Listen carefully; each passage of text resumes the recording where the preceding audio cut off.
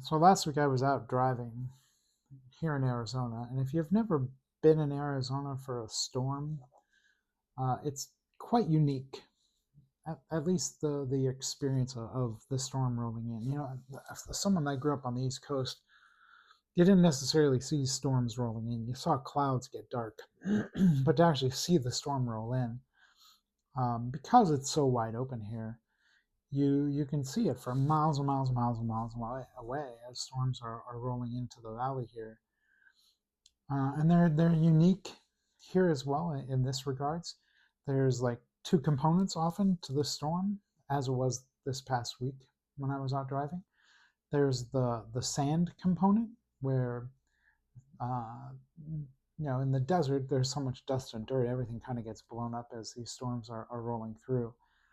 And then there's the normal storm water component to the storm as it rolls in.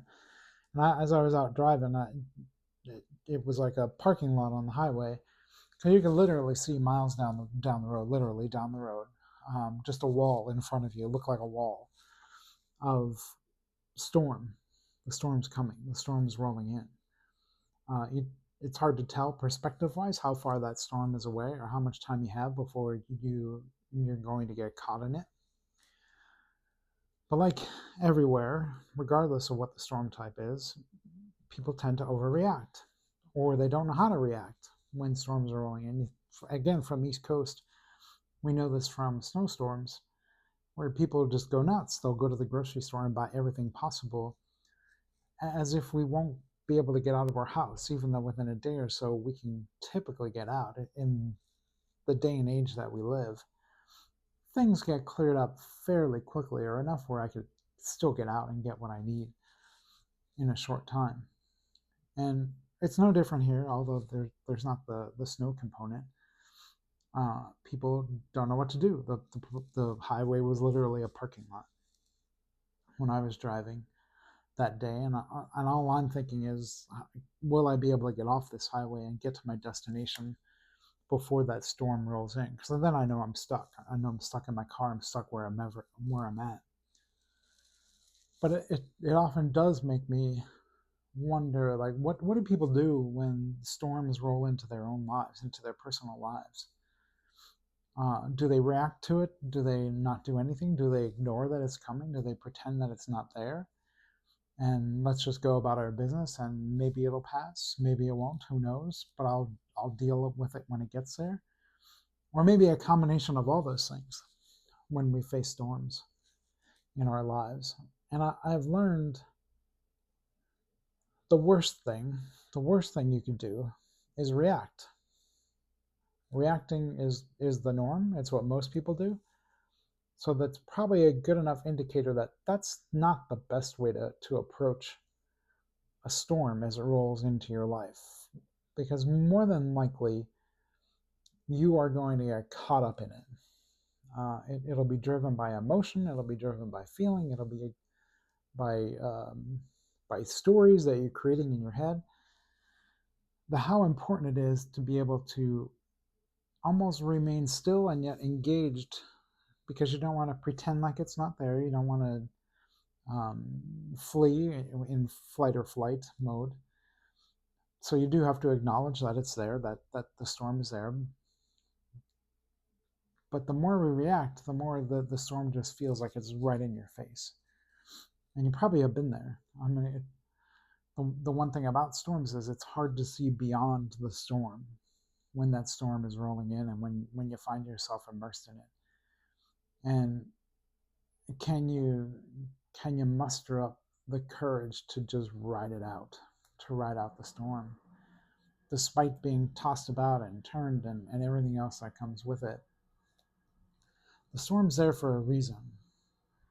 And the storm is, if it isn't being thrust upon you, and sometimes they are thrust upon us, um, because of circumstances in life, but sometimes they're brought on by our own choices, by our own circumstances, or lack of activity, lack of action in our own lives, that then leads to this storm. It almost becomes like the culmination of the inaction that you take in life.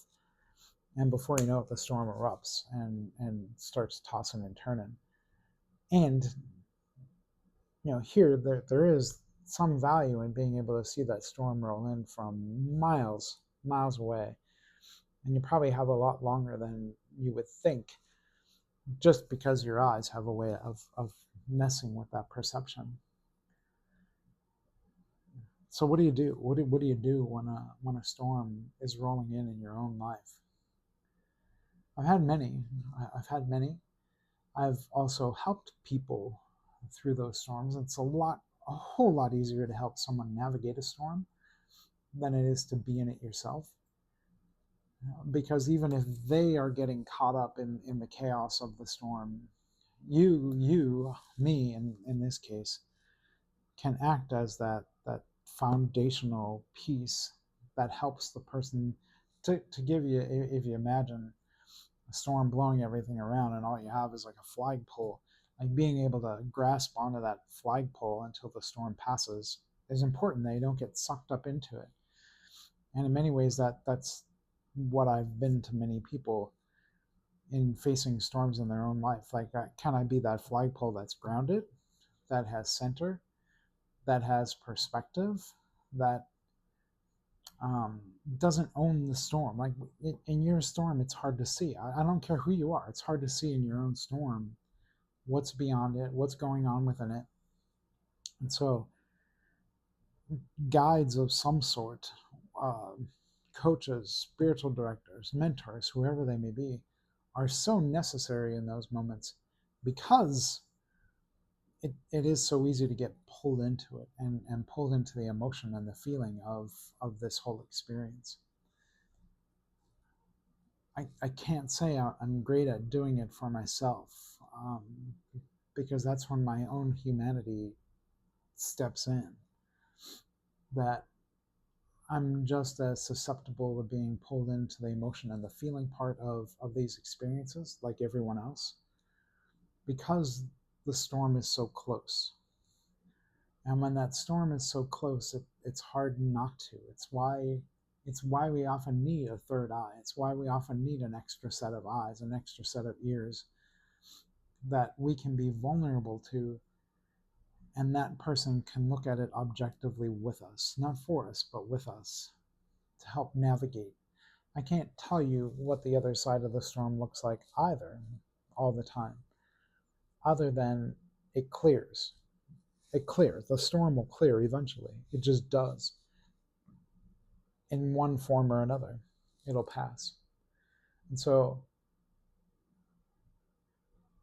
who are those people in your own life? Do you have those people in your life who can help you navigate the storms, to weather it and learn the lessons from it? Because I do think if you don't learn the lessons, the storm will repeat itself. It'll repeat until the lesson is finally learned from that storm that is rolling through. And it might manifest in different ways, and it might show up in different ways, but at the core is probably the same storm. You may have said to yourself, why does this keep happening to me? Why does it keep happening to you? It keeps happening because you haven't learned the lesson. You haven't dug deep enough to get to the root cause of what's bringing this storm about. So it was a wild ride out there last week in the storm. And thankfully I was able to get to where I needed to go before it directly impacted where I was. But learning to navigate, learning to slow down, learning to process, learning to see what's really going on can help you navigate that storm more wisely, with a deeper sense of heart, with a sense of healing, because it's often healing that needs to take place in the first place from the storm. So storms are going to happen. They happen to all of us in one form or another. They just do. It's part of our humanity.